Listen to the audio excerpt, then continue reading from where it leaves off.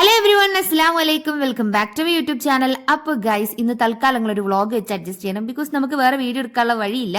അപ്പോൾ ഈ രാവിലെ തന്നെ ഒരുങ്ങിക്കെട്ടി എങ്ങോട്ടാ പോകണമെന്ന് ചോദിച്ചാൽ ഞാൻ നേരെ കോളേജിൽ ഒന്ന് പോവാണ്.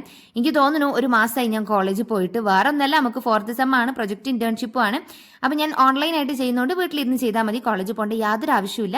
അപ്പോൾ ഇന്ന് പ്രൊജക്ടിന്റെ ഗൈഡിനൊന്ന് മീറ്റ് ചെയ്യാൻ വേണ്ടി പോവാണ്. ജസ്റ്റ് അതിനെപ്പറ്റി എന്തെങ്കിലുമൊക്കെ ഒന്ന് ഡിസ്കസ് ചെയ്യണമല്ലോ. അങ്ങനെ നമ്മുടെ ഈ പട്ടിക്കാട്ടിൽ വണ്ടിയൊന്നും ഇല്ലാത്ത സ്ഥിതിക്ക് കുറച്ചു നേരം ഞാൻ ആ വെയിലത്ത് വാടിക്കരിഞ്ഞ് നിൽക്കേണ്ടി വന്നു. നമ്മളിങ്ങോട്ടേക്ക് ബസ്സും ജീപ്പും ഒന്നും ഓട്ടോ മാത്രമേ ഉള്ളൂ. അങ്ങനെ കുറേ നേരത്തെ കാത്തിരിപ്പിന് ശേഷം ഒരു ഓട്ടോ വന്നു. ഇനി ഇതിൽ മിനിമം ഒരു 3 ആളെങ്കിലും ആവണം. ലോക്കൽ ഓട്ടോ ആണല്ലോ, അപ്പോഴേ അവർ ഓട്ടോ എടുക്കുള്ളൂ. അപ്പം നമ്മൾ ആ 3 ആളെയും കാത്ത് കുറച്ച് നേരം ഇരിക്കണം. അല്ലെങ്കിൽ പിന്നെ നമ്മൾ പൈസ കൊടുത്ത് വിളിച്ചിട്ട് പോകണം. നമ്മൾ മലയാളികളായതുകൊണ്ട് കാത്തിരിക്കേണ്ടി വന്നാലും പൈസ കൊടുത്ത് വിളിച്ചു പോകില്ല എന്നുള്ളത് നമ്മളൊരു ശീലമായതുകൊണ്ട് ഞാൻ കുറച്ച് നേരം കാത്തിരുന്നു. അതിന് വലിയ ചിലവൊന്നുമില്ലല്ലോ ഗൈസ്. അങ്ങനെ ആളൊക്കെ വന്ന് ഞങ്ങൾ നേരെ അവിടുന്ന് പുറപ്പെട്ട് എൻ്റെ കോളേജിൻ്റെ അവിടെ ബസ് സ്റ്റോപ്പിലെത്തി. എൻ്റെ 2 ഫ്രണ്ട്സും കൂടി വരാനുണ്ട്. അവരെ കാത്ത് നിൽക്കുമ്പോഴാണ് എൻ്റെ എങ്ങെങ്കില്ലാത്ത ഏതൊക്കെ കുറേ കുടുംബക്കാരെയും കുറച്ച് നാട്ടുകാരൊക്കെ കണ്ടത്. എന്തായാലും ഓലെ കൺമുന്നിൽ പെട്ടാൽ 10ഉം 2ഉം പറഞ്ഞ് അവിടെ അങ്ങനെ ഇരിക്കേണ്ടി വരും എന്നറിയാം. അതിന് ഞാൻ വേഗം അവിടെ കണ്ട കടയിൽ കയറിയിട്ടൊരു മാസ്ക് വാങ്ങിയിട്ട് അത് പിന്നെ മനസ്സിലാവില്ലല്ലോ അങ്ങനെ. പിന്നെ ഞാൻ സ്നേഹയും നിഷും വന്നപ്പോൾ ഓലെ 2ആളെയും കൂട്ടി ഞങ്ങൾ നേരെ അങ്ങനെ കോളേജിലോട്ട് പോവാണ്. കുറേ ദിവസമായിട്ട് കാണുന്നതുകൊണ്ട് ഞങ്ങൾക്ക് ഇങ്ങനെ ഗുണേനെ കുറേ കഥ ഉണ്ട് പറയാനുണ്ടായിരുന്നു. നേരെ കയറിയപ്പോൾ സെക്യൂരിറ്റി ചേട്ടന്മാർക്ക് വരെ കുറേ ദിവസമായിട്ട് കാണാത്തതുകൊണ്ട് ഞങ്ങൾ മനസ്സിലായില്ല ഗൈസ്. ഞങ്ങളങ്ങനെ അവരോട് പറഞ്ഞ് നേരെ ഗൈഡിനെ കാണാൻ വേണ്ടി പോവുകയാണ്. അപ്പം ഞങ്ങളോട് കയറി ചെന്നപ്പോൾ തന്നെ പറഞ്ഞു കുറച്ച് കഴിഞ്ഞിട്ട് വാ, എന്നിട്ട് കാണാം, അവർ ഫുഡ് കഴിക്കാൻ പോകണം, ക്ലാസ് ഉണ്ട് എന്നൊക്കെ പറഞ്ഞു. അപ്പം ഞങ്ങൾ ആരായി ശശികളായി.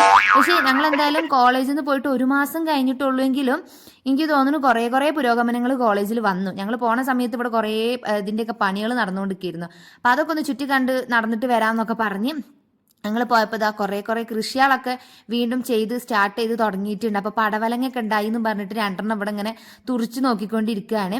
പിന്നെ ഞങ്ങൾ പോണ സമയത്ത് ഇതാ ഈ കാണുന്ന ഷോപ്പ്, അതായത് ചെറിയൊരു കഫേ പോലെ പണി നടന്നുകൊണ്ടിരിക്കുകയായിരുന്നു. ഇപ്പോൾ ഇതാ അത് ഫുള്ള് കംപ്ലീറ്റ് ആയി, സാധനങ്ങളൊക്കെ വെച്ച് സംഭവം തുടങ്ങിയിട്ടുണ്ട്. പിന്നെ ഇത് അവിടെ ഫ്രീ ആയിട്ട് നമുക്ക് കോളേജ് വക കലണ്ടർ കിട്ടുന്നുണ്ടെന്ന് പറഞ്ഞു.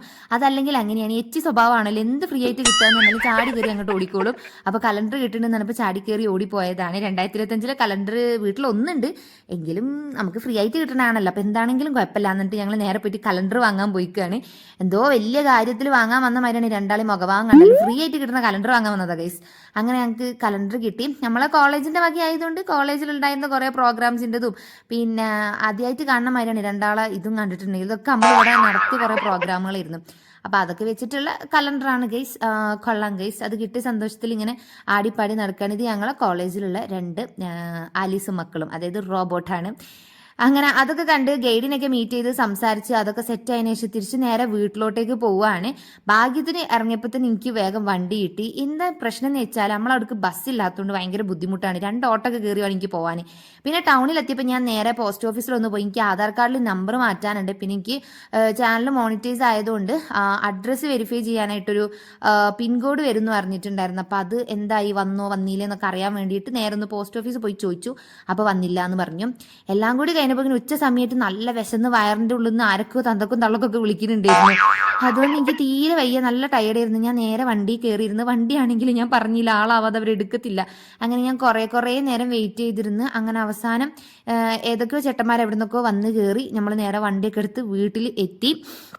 അപ്പോഴാണെങ്കിൽ ഇപ്പച്ചി നല്ല കപ്പയും ചിക്കൻ്റെ പാർട്സൊക്കെ കൊണ്ടുവന്നിട്ടുണ്ടായിരുന്നു. ഞാൻ കഴിഞ്ഞ വീഡിയോയിൽ ഉമ്മാൻ്റെ ബർത്ത്ഡേക്ക് ഉമ്മാക്ക് എന്തായാലും കാലിന് വയ്യാത്തതുകൊണ്ട് ഈ ചിക്കനും ഇതൊന്നും കഴിക്കാൻ പറ്റൂലായിരുന്നു. അപ്പം നമുക്ക് എന്ത് ചെയ്യാം, മീൻകറിയും കപ്പയും വെക്കാന്ന് പറഞ്ഞിട്ട് വെച്ചിട്ടുണ്ടായിരുന്നു. അപ്പം അത് വീഡിയോ ഇട്ടപ്പോൾ ഉപ്പാക്ക് കണ്ടപ്പോൾ ഉപ്പാക്ക് ഒരു കൊതി, കപ്പയും ചിക്കനും കഴിക്കണം എന്നുള്ളത്. അപ്പോൾ പിന്നെ ഉമ്മാൻ്റെ കെട്ടൊക്കെ ഊരിയിട്ടുണ്ടായിരുന്നു. അങ്ങനെ ഇപ്പം കപ്പ വാങ്ങിയിട്ട് വന്നത്. അതാണെങ്കിൽ ഒടുക്കത്തെ കയ്പ്പ്, നല്ല ആളേന്ന് വാങ്ങാൻ പറഞ്ഞയച്ചിരിക്കുന്നത്. അതും തിന്നു നോക്കിയിട്ട് കയ്പുണ്ട് എന്ന് അറിഞ്ഞിട്ടും ഒരു പാവല്ലേ എന്ന് പറഞ്ഞിട്ട് 2 കിലോ വാങ്ങിയിട്ട് വന്നതാണ്. എന്തോരം നല്ല മനുഷ്യനാണ് എൻ്റെ വാപ്പലെ.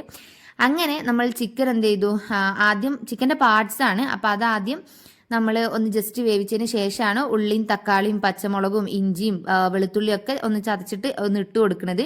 എന്നിട്ട് മൂടിയിട്ട് മൺചട്ടിയിൽ അങ്ങനെ വെച്ച് നല്ലോണം ഒന്ന് വെന്ത് വരട്ടി ഇങ്ങനെ എടുക്കുമ്പോൾ നല്ല ടേസ്റ്റ് ആയിരിക്കും. ശരിക്കും ചിക്കൻ്റെ പാർട്സും കപ്പയും നല്ലൊരു കോമ്പിനേഷനാണ്. കഴിക്കാത്തവരുണ്ടെങ്കിൽ എന്തായാലും പോയിട്ട് കഴിച്ചു നോക്കാം.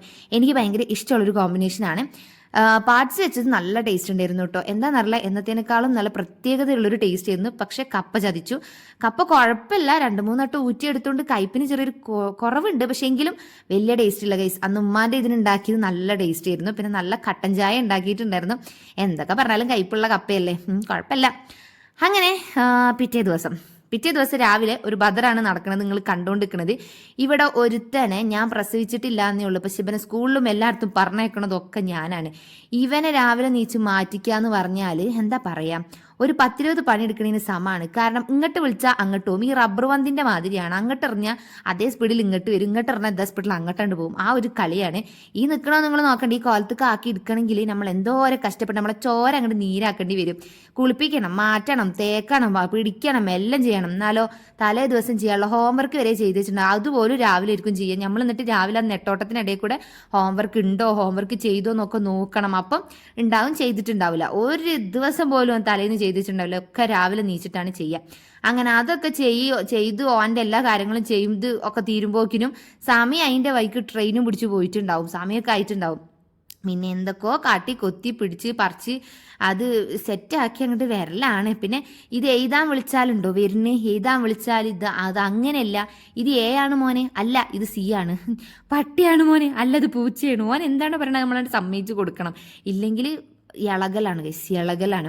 പിന്നെ ഒരു വിധം ഇരുത്തി ഇതാക്കി. പിന്നെ നമ്മളിവിടെ തമിഴ്നാട്ടിലാണല്ലോ, ഓനിവിടെ തമിഴ്നാട്ടിലാണ് LKG പഠിക്കുന്നത്. സോ ഓൽക്ക് ഹിന്ദി ഉണ്ടാവില്ല, അതിന് പകരം തമിഴാണ് ഇവിടെ പഠിപ്പിക്കുന്നത് ചെറിയ ക്ലാസ് തൊട്ട്. അപ്പം തമിഴാണ് ഓൻ പഠിച്ചുകൊണ്ടിരിക്കുന്നത്.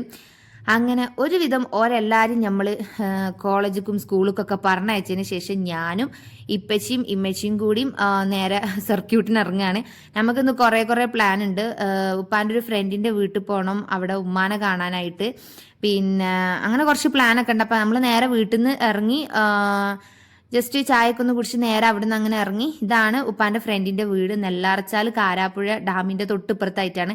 അപ്പൊ നല്ല രസമാട്ടോ, ഇവിടെ നിന്നുള്ള ആ ഒരു വ്യൂ പോയിന്റ് ഒക്കെ കാണാനായിട്ട് നല്ല അടിപൊളിയായിട്ടുള്ളൊരു നല്ല രസമുള്ളൊരു സ്ഥലമാണ്. അങ്ങനെ നേരെ വന്ന് കുറച്ചു നേരം അവിടെ നിന്ന് സംസാരിക്കുകയൊക്കെ ചെയ്ത് എനിക്കാണെങ്കിൽ ഭയങ്കരമായിട്ട് ഇഷ്ടപ്പെട്ടു. കാരണം വിശാലമായിട്ട് ഇങ്ങനെ മുമ്പ് നോക്കിയാൽ ഡാമാണല്ലോ. അപ്പം ഞാൻ കുറേ നേരം അങ്ങോട്ടും ഇങ്ങോട്ടൊക്കെ ഇങ്ങനെ നടക്കും. പിന്നെ ഈ ഒരു ഏരിയ ആയതുകൊണ്ടും കുറേ മരങ്ങളൊക്കെ ഉള്ളതുകൊണ്ടും നല്ല എന്താ പറയുക കാറ്റൊക്കെ ഉണ്ട്. ഇത് മേലുള്ള ബാൽക്കണിയിൽ നിന്ന് ഇങ്ങനെ നിൽക്കുമ്പോൾ ആ ഒരു വ്യൂ ആണ്. അപ്പം നല്ല രസമാണ്. ശരിക്കും പറഞ്ഞാൽ ഇങ്ങനെ ഇവിടെയൊക്കെ വന്നിട്ട് ഇങ്ങനെ ചായയൊക്കെ കുടിച്ചിരിക്കുക എന്ന് പറഞ്ഞാൽ നല്ല രസമുള്ള കാര്യമല്ലേ. നമ്മളെ ഈ സ്ഥലങ്ങളുടെയൊക്കെ ഒരു പ്രത്യേകത എന്താ വെച്ചാൽ ഇവിടെയൊക്കെ വീട് ഭയങ്കരമായിട്ട് കുറവായിരിക്കും. അപ്പോൾ ഭയങ്കര എന്താ പറയുക ഒരു പീസ്ഫുൾ പ്ലേസ് ആയിരിക്കും. നമുക്ക് ഇങ്ങനെ വൈകുന്നേരങ്ങളിൽ ഇങ്ങനെ ഇരിക്കാനും അല്ലാത്തപ്പോൾ ഇരിക്കാനാണെങ്കിലും ഒക്കെ നല്ലൊരു എന്താ പറയുക അടിപൊളിയായിരിക്കും. പിന്നെ നല്ല വെയിൽ ഇങ്ങനെ ഉണ്ടെങ്കിലും വീട്ടിനുള്ളിലാണെങ്കിലും നല്ല തണുപ്പാണ്. പ്രത്യേകിച്ച് അങ്ങനെ ചൂടും കാര്യങ്ങളും ഒന്നുമില്ല. പിന്നെ കാരാപ്പുഴ ഡാമും കേട്ടിട്ടുണ്ടാവും എല്ലാവരും. ഇപ്പോൾ കുറേ റൈഡും കാര്യങ്ങളും സംഭവങ്ങളൊക്കെ വന്നിട്ടുണ്ട്. നല്ല രസമാണ് കാണാനായിട്ട്. പിന്നെ ഏറ്റവും സ്പെഷ്യൽ എന്ന് പറഞ്ഞാൽ അവിടെ നമുക്ക് മറ്റേ വയലറ്റ് ഇത് കിട്ടുമല്ലോ, ആമ്പൽപ്പൂവൊക്കെ, അങ്ങനെയൊക്കെ ആയിട്ട് നല്ല രസം. ഞാൻ കുറേ നേരം അവിടെ അങ്ങനെ വായും പൊളിച്ച് നോക്കിയൊക്കെ നിന്ന്. പിന്നെ നമ്മൾക്ക് ജ്യൂസൊക്കെ തന്ന് ജ്യൂസൊക്കെ കുടിച്ചിട്ട് അതൊക്കെ കഴിഞ്ഞിട്ട് നമ്മൾ നേരെ അവിടെ നിന്നുണ്ട് പുറപ്പെട്ട് തറവാട്ടിലൊന്ന് പോകാനുണ്ടായിരുന്നു ഉമ്മാൻ്റെ. അവിടെ ഒന്ന് പോയി, അവിടെ വീട് പണി നടന്നുകൊണ്ടിരിക്കുകയാണ്. അപ്പം അതൊക്കെ ഒന്ന് നോക്കി കഴിഞ്ഞ് നേരെ തിരിച്ച് വീട്ടിലേക്ക് വന്നു. വീട്ടിലെത്തിയതും നമുക്ക് കുറച്ച് പേപ്പറുകൾ കത്തിക്കാനുണ്ടായിരുന്നു. പ്ലാസ്റ്റിക് ഒന്നുമില്ല, പേപ്പേഴ്സ് മാത്രം. അപ്പൊ അതൊന്ന് ജസ്റ്റ് കത്തിച്ചിട്ട് വരാമെന്ന് പറഞ്ഞിട്ട് ഉപ്പ അതൊക്കെ ഒന്ന് കത്തിച്ചു. അതിൻ്റെ ഇടയിൽ എൻ്റെ ഒരു പാൻറ് എടുത്തിട്ട് എനിക്ക് എറിഞ്ഞന്നാണ് താഴ്ന്ന് മേലക്കാവ് പോയിട്ട് ആ ഓടുമ്പോൾ വീണിക്കണി. ഞാൻ എന്താ കാട്ടുക. അപ്പൊ അത്രയ്ക്കേ ഉള്ളൂ. ടാറ്റാ.